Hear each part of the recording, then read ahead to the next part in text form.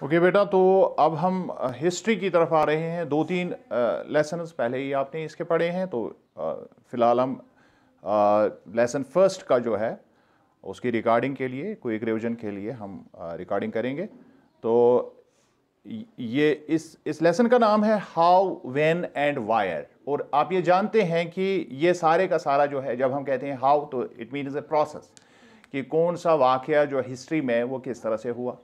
और जब हम व्हेन कहते हैं तो हम कहते हैं कब हुआ, और जब हम वायर कहते हैं तो हम प्लेस की बात करते हैं। तो अक्सर बेशतर जब हम हिस्ट्री की बात करते हैं, पहले आप ये समझेंगे और लेक्चर में भी आपने समझा है अच्छी तरह से, तो पहले आप ये समझ लीजिए कि हिस्ट्री सिर्फ डेट नहीं, जिस तरह पुराने ज़माने में हम कहते थे हिस्ट्री डेट हुआ करता था, डेट्स के बारे में, कि मिसाल के तौर पर अकबर ने जो है कब हुकूमत स्टार्ट की, अकबर की शादी कब हो गई, अकबर ने फलानी चीज़ कब किया, अकबर ने फलानी लड़ाई कब की, समझ रहे हैं। तो ये सारी की सारी बातें जो है अब हिस्ट्री में इस तरह से नहीं देखी जाती है। अब हिस्ट्री जो है उसका थोड़ा सा जो है सिनेरियो चेंज हुआ है, क्योंकि हम जानते हैं कि डेट ही सब कुछ नहीं होता है हिस्ट्री में। हालांकि डेट्स पर बहुत सारी चीज़ें, इन पर हम पढ़ेंगे कि डेट क्यों ज़रूरी है।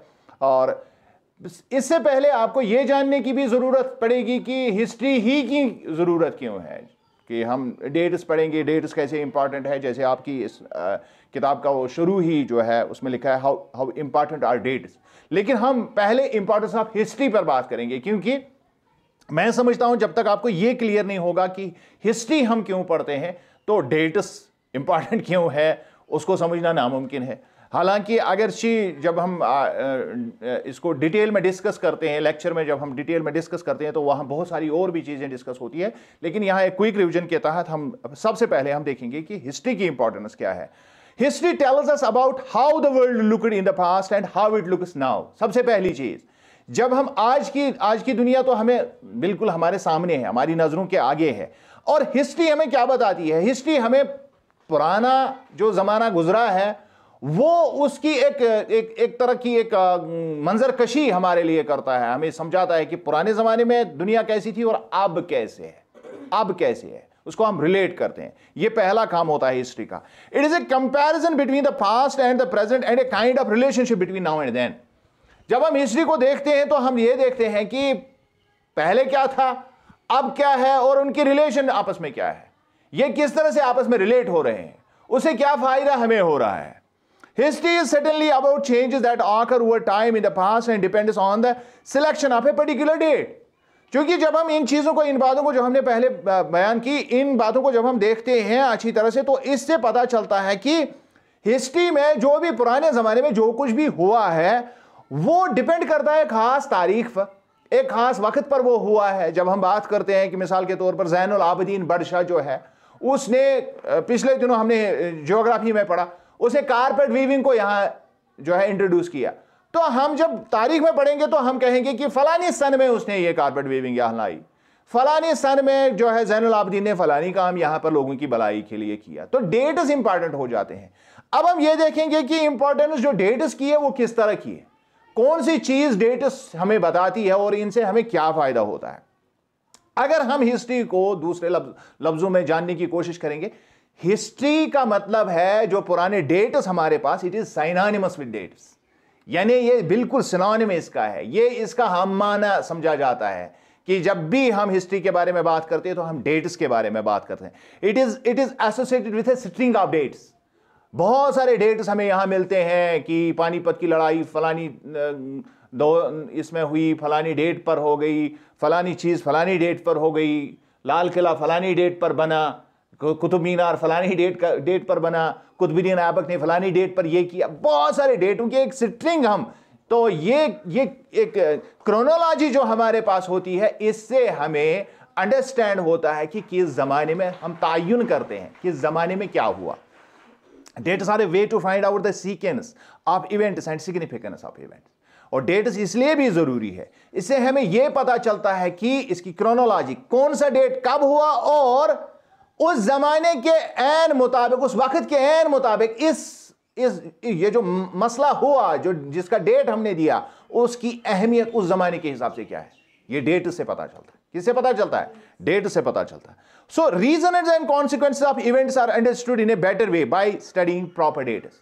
और हम ये भी अच्छी तरह से कि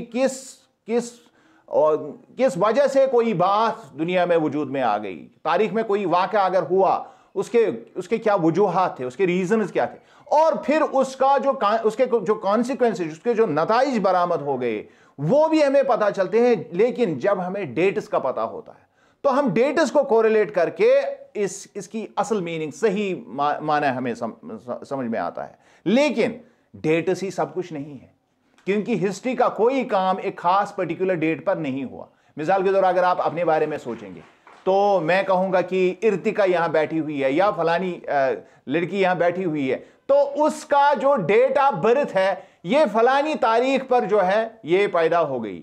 लेकिन क्या इससे आप एसोसिएट करेंगे कि जिस लड़की की हम इस वक्त बात कर रहे हैं या जिस इंडिविजुअल की हम इस वक्त बात कर रहे हैं, तो उसका डेट जब हम जानेंगे, उसके डेट के बारे में जानेंगे, तो क्या हमें वही इमेज समझ में आ जाएगी, वही चीज समझ में आ जाएगी? नहीं, बल्कि एक प्रोसेस को हमें देखना है कि ये फलानी डेट पर पैदा हो गई और उसके बाद बहुत सारा जमाना हो गया और अब ये इतनी बड़ी हो गई है। तो एक प्रोसेस है ये। तो इस वजह से जो डेट्स जो हैं ये अक्सर बेशतर जब हम इनको देखते हैं तो हमें हिस्ट्री में डेट के साथ साथ एक और चीज देखनी पड़ती है, that is the process of an event. कोई मामला, कोई वाकया किस तरह से वजूद में आ गया, ये अचानक से नहीं हुआ। हिंदुस्तान की आजादी का आप इसकी मिसाल ले लीजिए, ये ओवरनाइट हुआ। हम कहते हैं इस वक्त अगर आप किसी से भी सवाल पूछेंगे कि इंडिया जो है उसकी आजादी कब हुई, तो वो फौरन फट से जवाब देता है कि 1947 में, 15 अगस्त 1947, सारे डेट बोलते हैं। लेकिन क्या ये सच में ये प्रोसेस इसी एक डेट पर हो गई? नहीं, पूरी की पूरी प्रोसेस जो है इसके लिए 200 साल इंडिया को लगे, पूरी की पूरी प्रोसेस पड़ी हुई है। So there are dates correspond to some event, लेकिन वो इवेंट उस वक्त जो है जमीन पर आ गया, अनर्थ हो गया, लेकिन उसकी प्रोसेस एक लंबी कहानी है, वो असल में हिस्ट्री है। So certain historical events need to be seen in the context of dates. अगर जो कुछ हिस्टोरिक इवेंट्स को हमें डेट्स के हिसाब से पढ़ना पड़ता है, a major part of history is about kings and rulers. क्यों? क्योंकि हम जानते हैं ज्यादातर जो हम पुरानी हिस्ट्री पढ़ते हैं उसमें बादशाहों के बारे में जिक्र है, उसमें रूलर्स के बारे में जिक्र है कि कौन कब आया, कैसे और किसने उसको रिप्लेस किया और कब किया, ये सारे के सारे डेट्स हैं। Accession of a ruler to the throne, important battles fought by him, and succession of power are some of the events which can be expressed with reference to time and date. जब हम उन बादशाहों के बारे में, rulers के बारे में बयान करते हैं तो हम ये कहते हैं कि वो रूलर जो है तख्त नशीन कब हुआ, फिर उसकी लड़ाई जो है कब हुई, उसके बाद जब वो मरा कब मरा, उसके बाद जो उसके बेटे तख्त पर हुए तो कब। यानी एक लंबी फहरिस्त होती है हिस्ट्री में डेट्स की। हम हर चीज को डेट की रेफरेंस के साथ समझते हैं। Dates are important for correlating such events. लिहाजा किसी भी इवेंट को अगर हम किसी एक और बात से रिलेट करने की कोशिश करेंगे, इसकी कोरिलेशन तभी बनती है जब एक इवेंट को हम प्रॉपर डेट्स के साथ पढ़ते हैं। लिहाजा डेट्स इंपॉर्टेंट है। Some events do not happen on a particular date but take a very long period to materialise. लेकिन कुछ इवेंट्स ऐसे हैं, जैसे मैंने अभी मिसाल दी इंडिया की आज़ादी की, ये एक दिन में नहीं हुआ बल्कि over a long period of time ये बहुत सारे इवेंट्स होते रहे और finally it culminated into the freedom of India. तो ये सारी चीजें जो है इसको हमें समझने की जरूरत है कि डेट के साथ साथ हिस्ट्री इवेंट्स के बारे में हमें बताती है। For example the freedom of India, इसकी मिसाल मैंने पहले ही बताई कि इसकी एक लंबी स्ट्रगल हो गई, तो उसके बाद ही हमें जो है हम आज प्रॉपर कॉन्टेक्स्ट में अगर हम इसको समझने की कोशिश करेंगे तो पहले हमें लंबे इवेंट को पढ़ना पड़ेगा। 1947, 15 अगस्त 1947 हमारे पास जो डेट है ये काफी नहीं है, बल्कि पूरी की पूरी कहानी समझने के लिए एक लंबे इवेंट को पढ़ने की जरूरत है। सो देयर इज हिस्ट्री में एक अहम कंपोनेंट जो है डेट के साथ साथ इवेंट की पूरी प्रोसेस जो है उसको देखने की जरूरत है। अब जब हम हिस्ट्री को पढ़ते हैं तो उसमें हम पीरियड्स को पढ़ते हैं। जैसे अभी आपकी ये बुक जो है, इससे पहले आपने 2 किताबें पढ़ी है, उसमें पुराने में एंशिएंट लिखा हुआ है, फिर मिडीवल और अब ये मॉडर्न। समझ रहे हैं? जब हम ये इस तरह से हिस्ट्री को जब हम अलग अलग उनमें तकसीम करते हैं हिस्ट्री को, अलग अलग इन मुख्तलिफ पीरियड्स में तकसीम करते हैं, तो वी कॉल इट पीरियडाइजेशन। इसको क्या क्या बोलते हैं? पीरियडाइजेशन, यानी इसको अलग अलग पीरियड्स में इसको हम तकसीम करते हैं। अगर हम देखेंगे कि एक स्कॉटिश इकोनॉमिस्ट था और एक पॉलिटिकल फिलोसफर भी था, उसका नाम था जेम्स मिल। क्या नाम था उसका? जेम्स मिल। उसने 1817 में एक बुक लिखी, उस बुक का नाम है a history of British India, a history of British India. और जब हम उसकी बुक को देखते हैं, गौर से आप सुनिए, आप जब हम उसकी बुक को देखते हैं तो उसने 3 पीरियड्स इंडिया की हिस्ट्री के बनाए। कितने पीरियड्स? एक को उसने कहा हिंदू पीरियड, दूसरे को कहा मुस्लिम पीरियड, और तीसरे को कहा British period. Let us analyse it. जब उसने पीरियडाइजेशन की तो क्या वाकई जब वो हिंदू पीरियड कहता है तो कहां से कहां तक वो हिंदू पीरियड को लेता है, और उसके बाद जब वो मुस्लिम पीरियड कहता है तो कहां से कहां तक? तो ये डेट्स होंगे, समझ रहे हैं? और उसके बाद जब वो ब्रिटिश इंडिया कहता है तो डेफिनेटली जो इंग्लैंड का जमाना इंडिया में गुजरा, ब्रिटिश का जमाना यहां गुजरा, तो उसी को वो कह रहा होगा। लेकिन असल मसला ये है, जब यहां इंडिया में, छोड़िए हिंदू पीरियड को, थोड़ा सा आगे बढ़िए, अब मुस्लिम पीरियड को देखिए। अगर हम मुस्लिम पीरियड की बात करेंगे, क्या उस वक्त वाकई पूरी इंडिया में मुसलमानों की हुकूमत थी? नहीं। क्या ये एक प्रॉपर डेट पर सारे इंडिया में हुकूमत कायम हो गई? नहीं। समझ रहे हैं मेरी बात? और क्या जब ये एंड हो गई, क्या उस वक्त पूरे इंडिया पर मुसलमानों की हुकूमत थी? नहीं। तो इसका मतलब है पीरियडाइजेशन भी हाइपोथेटिकली जो हम डेट्स बनाते हैं, जब हम पीरियडाइजेशन भी करते हैं, उसमें भी बहुत सारे मसाइल होते हैं। समझ रहे हैं? इसी वजह से जेम्स मिल को क्रिटिसाइज किया गया, उसकी पीरियडाइजेशन को क्रिटिसाइज किया गया। हालांकि हिंदुइज्म जो है, most of the Indians they belong to Hinduism, लेकिन जब हिंदू पीरियड का जमाना था उस वक्त भी यहां बहुत सारी जगहों में मुसलमान रह रहे थे।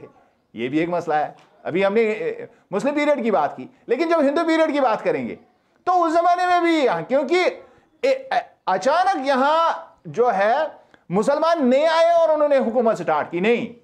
It took a long period और एक प्रोसेस हो गया। ये इवेंट जो हम पढ़ते हैं डेट के हिसाब से, it is actually a process.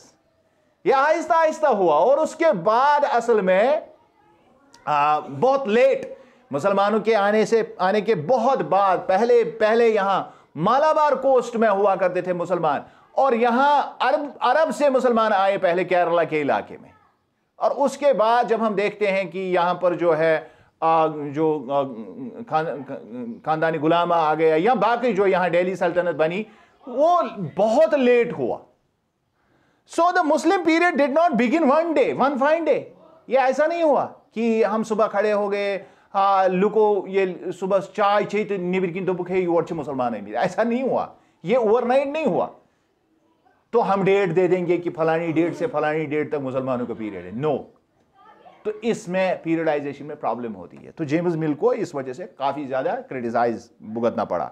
Muslims had been living in India for much earlier, जैसा मैंने पहले ही बताया, before the beginning of the Islamic rule. मुसलमानों के रूल से पहले ही यहाँ ये आए थे। Even during the peak of the Mughal empire there were many territories which were ruled by Hindu kings.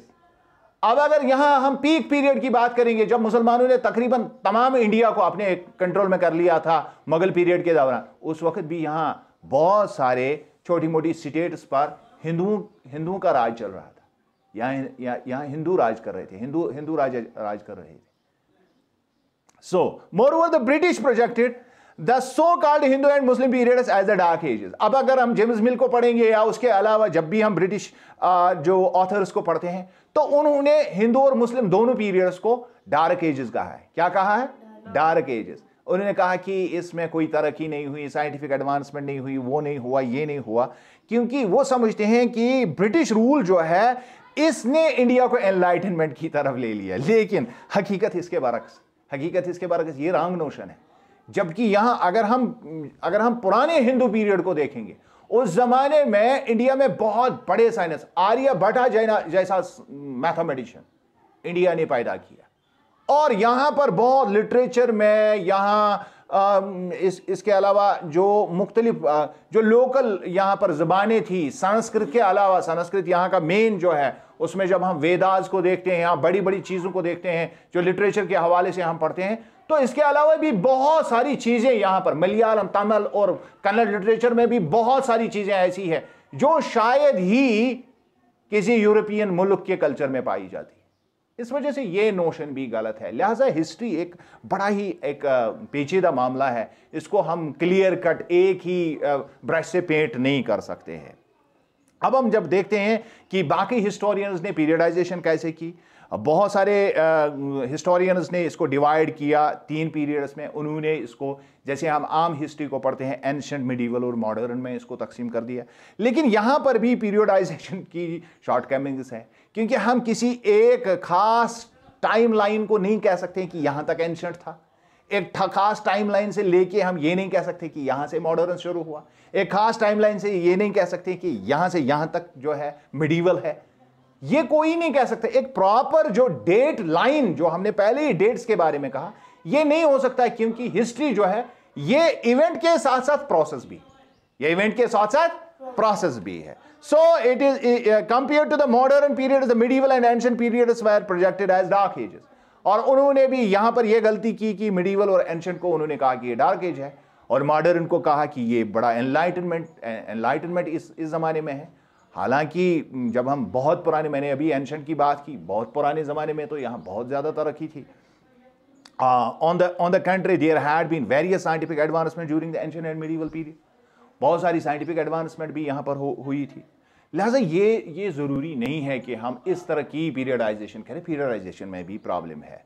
अब जब हम ये सारी चीज़ें, जब हम हिस्ट्री बनाते हैं, लिखते हैं, तो कैसे लिखते हैं, उसमें कौन सी चीज़ जो है हमारे लिए कार फरमा होती है। जब भी हम किसी इलाके की हिस्ट्री बनाएंगे तो कैसे बनाएंगे, उसका तरीका क्या है हमारे पास। सबसे इंपॉर्टेंट होता है उस जमाने का एडमिनिस्ट्रेटिव रिकॉर्ड, यानी जिस जमाने की हम बात करेंगे, तो अगर उस जमाने में बादशाह के उस कचहरी में कोई शख्स उस जमाने के इवेंट्स को रिकॉर्ड कर रहा था, तो वो हमारे लिए बहुत ही इंपॉर्टेंट होता है। और जब हम ब्रिटिश इंडिया को देखते हैं, official records of the British administration serve as an important source of history. जब हम ब्रिटिश इंडिया, मॉडर्न इंडिया की बात करते हैं, तो हम देखते हैं कि ऑफिशियल रिकॉर्ड्स जो अंग्रेजों ने पीछे रखे हैं, वो बहुत ही इंपॉर्टेंट है उस जमाने की हिस्ट्री के लिए। और जब हम उससे पहले की वाली हिस्ट्री की बात करते हैं, तो वहां पर भी ऑफिशियल रिकॉर्ड जो है, आईन अकबरी अब भी देखा जाता है, और इसी तरह तुज़की बाबरी, तुज़की जहांगीरी, ये ऐसी किताबें हैं जिनको बेसिक सोर्स ऑफ हिस्ट्री माना जाता है। समझ रहे हैं, ये उस ज़माने की किताबें हैं जो उसी वक्त, उसी दौर में रिकॉर्ड। और इसके अलावा ऑफिशियल रिकॉर्ड्स जो है मुख्तलिफ जगहों पर जो पाए जाते हैं पुराने ज़माने के, जो उस ज़माने के हाथ लग जाते हैं, वो बहुत ही इंपॉर्टेंस का हामिल होते हैं इस मामले में। The British rulers believed that every instruction, plan, policy, decision, agreement जो भी गवर्नमेंट करती है, उसमें हर चीज होती है। इन्वेस्टिगेशन और कोई भी चीज जो भी उन्होंने की है, उन्होंने कहा कि it should be clearly written up, इसको लिखना चाहिए। जो भी हम कर रहे हैं इसको हमें लिखना चाहिए। अंग्रेज इस मामले में उस जमाने में भी थे काफी बाशऊर इस मामले में, क्योंकि उन्होंने डार्क एज से काफी चीजें सीखी थी, और उनको इल्म का बहुत पता है कि इल्म का जो है इसका असल जो दुनिया में सबसे अगर पूरी दुनिया पर हुकूमत करनी है तो इल्म असल हथियार है।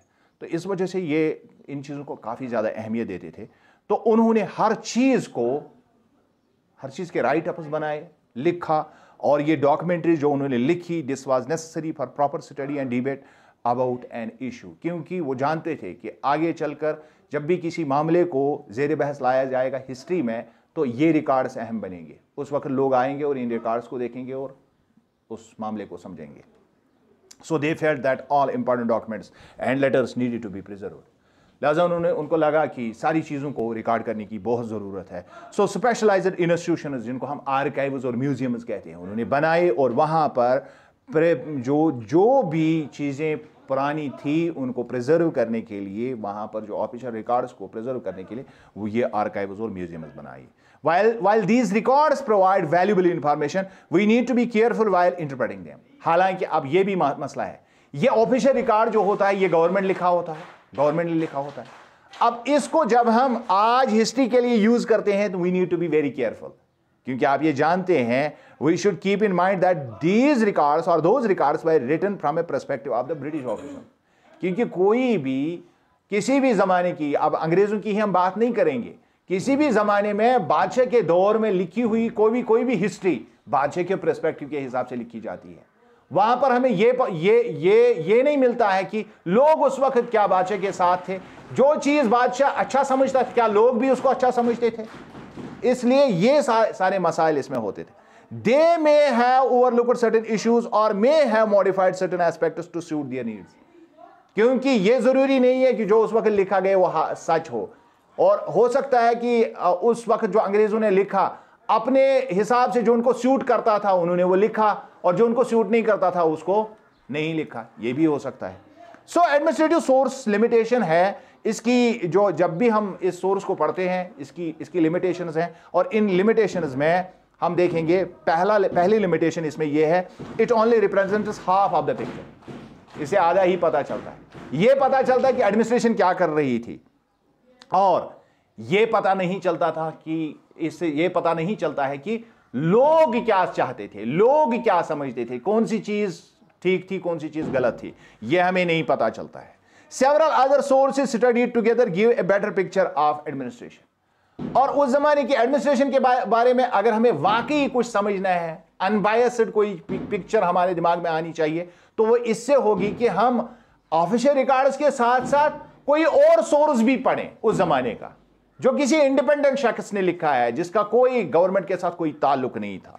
So sources kept and written by both Indians and British studied together represent several aspects of British rule and their efforts to modernize or subjugate Indian population. लिहाजा अगर आज हम ये चाहते हैं तो हमें चाहिए कि हम अंग्रेजों को भी पढ़ेंगे और यहाँ इंडिया वालों ने जो खुद लिखा है उस जमाने के बारे में, जो यहाँ के उस जमाने के हिस्टोरियंस थे, हम उनको साइड बाय साइड पढ़ेंगे, और हमें ये अच्छी तरह से समझ आएगा कि क्या वाकई अंग्रेजों ने हमें मॉडर्नाइज किया या सब्जुकेट किया, उन्होंने हमें गुलाम बनाया या हमें आजादी दी। हम यह अंडरस्टैंड कर सकते हैं, लेकिन कब कर सकते हैं? जब हम उनके रिकॉर्ड्स को भी पढ़ेंगे और दूसरी तरफ जो हमारे यहां नेटिव उस वक्त के हिस्टोरियंस हैं, जब हम उनको भी पढ़ेंगे। समझ रहे हैं?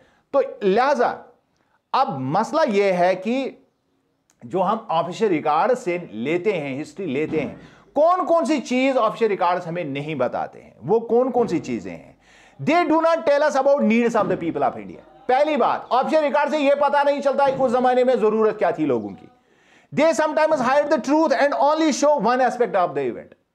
अक्सर बेशतर उन रिकॉर्ड्स में हमें किसी इवेंट के बारे में, किसी प्रोसेस के बारे में पता चलता है, लेकिन वो हाफ ट्रूथ होता है, पूरे इवेंट का हमें पता नहीं होता है। They do not represent and the fallout of British administration. कहीं पर भी किसी भी ऑफिशियल रिकॉर्ड में आपको यह नहीं मिलेगा कि अंग्रेज कहीं पर अपनी ही कोताही को सामने लाएंगे कि कौन कौन सी कमजोरियां उनमें थी। They do not represent the reaction and situation of Indians. और हिंदुस्तान वाले उस मामले पर जो ऑफिशियल रिकॉर्ड हमें बताता है, उस मामले पर उनकी रिएक्शन क्या थी, इसके बारे में भी हमें उसका कोई नहीं मिलता है। अब जो ये ऑफिशियल रिकॉर्ड्स हैं, कौन कौन से रिकॉर्ड से हम लेते हैं, ये तो उसमें कौन कौन सी चीजें हमारे पास, जो सोर्स ऑफ इंफॉर्मेशन हमारे पास है, इसमें ऑफिशियल रिकॉर्ड्स पहला आता है, उसके बाद लेटर्स, एक हुकूमत ने दूसरे हुकूमत को कोई लेटर लिखी, मेमोज, इसी तरह सर्वेज, न्यूज़पेपर कटिंग्स, अगर आप इसमें देखेंगे यहाँ न्यूज़ पेपर्स की कटिंग भी लगी हुई है, ऑटोबायोग्राफीज हैं, मैगजीन्स उस जमाने की है, उस जमाने के प्रेस रिपोर्ट्स हैं, या और कोई रिपोर्ट अगर किसी ने कोई लिखा है, एक्सपीरियंस ऑफ ट्रैवलर्स, जो इधर उधर लोग जाते थे, या उस जमाने में कोई नावल लिखी गई है, कोई पोम लिखी गई है। तो ये सारी की सारी चीजें जो है ये इंफॉर्मेशन हमें देती है। और इसके अलावा सबसे ज्यादा इंफॉर्मेशन जो हमें मिलती है उस जमाने के बारे में, वह है सर्वेज के जरिए से। किनके जरिए से? सर्वे होती क्या है? The British believed that country should be known in a better way to rule it in a better way. अंग्रेज पहले से ही मानते थे कि अगर किसी मुल्क को अच्छी तरह से आपको गवर्न करना है या कंट्रोल करना है, तो पहले आपको उस इलाके को जानने की जरूरत है। इसलिए उन्होंने सर्वेज की। Detailed surveys were conducted in 19th century. लिहाजा उन्होंने डिटेल्ड सर्वेज की about the flora and fauna. पिछले दिन भी आपने यानी यहाँ का फ्लोरा यानी यहाँ के प्लांट्स कैसे हैं, और फोना यहाँ के लोग कैसे हैं, इसमें botanical, zoological, archaeological, anthropological, forest surveys, बहुत सारी सर्वेज उन्होंने की। There were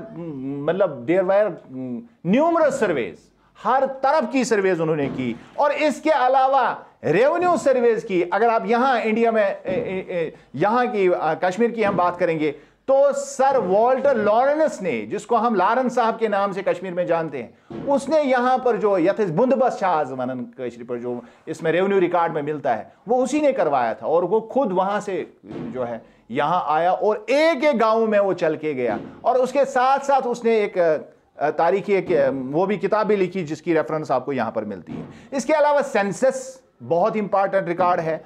it was conducted to collect the data of caste and religious composition of India. ये सारा जो है हमें बहुत कुछ बताता है उस जमाने के बारे में।